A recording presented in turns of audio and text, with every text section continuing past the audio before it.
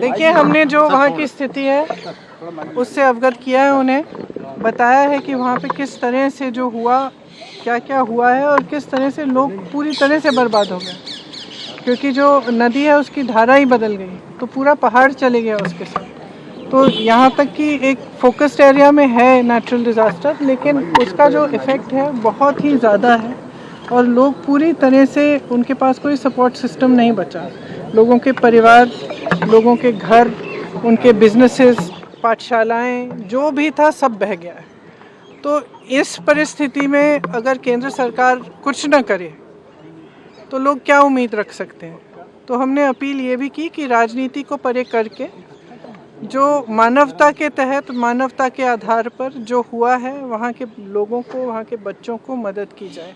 मैंने ये भी जिक्र की कि मोदी जी गए थे और वो मिले पीड़ितों से, और जब मैं उन पीड़ितों से मिली, उनकी एक उम्मीद थी कि प्रधानमंत्री जी आए हैं, कुछ मदद मिलेगी, और अभी तक कुछ मदद नहीं मिली है। ये दुख की बात है और मैंने सिर्फ ये अपील किया है कि राजनीति को परे करते हुए जितनी मदद कर पाए करें। क्या भरोसा आश्वासन दिया और आप लोगों ने प्रधानमंत्री से मिलने का समय मांगा था, क्या आगे पीएम से भी मिलेंगे? We have given representations to the Prime Minister also, Home Minister also. The devastation that has happened in that area is complete.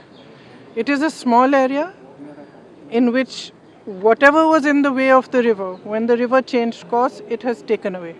So it is not just a question of people losing one member of a family, or maybe some part of their home, or some part of their life. The people who are affected have lost absolutely everything. There are people who have lost every member of their family, young children. They have no support system. And in such circumstances, if the center cannot step up, then it sends a very bad message to the entire country actually, and especially to the victims. The Prime Minister visited, he met the victims. I personally spoke to them, and even after he met them, they expressed that now he has come, maybe we will get some relief from the center. 4 months have passed and that relief has not been forthcoming. So I have appealed to the Home Minister, and he has listened to us very kindly. I have appealed to him that we rise above politics and truly recognize the pain and the suffering that these people have gone through, because the suffering is immense. As I said, there are children who have lost every single member of their family. Who can they turn to if they cannot turn to Government of India, if they cannot turn for any help or assistance? Houses have been washed away. Everything has been washed away.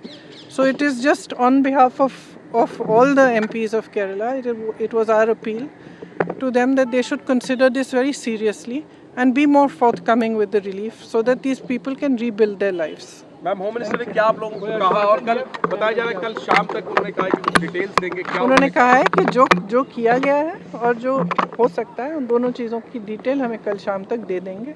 तो हमने ये इच्छा व्यक्त की कि जितना भी हो सके वो कर पाएँ वो करें, क्योंकि स्थिति वहाँ पे काफ़ी ख़राब है।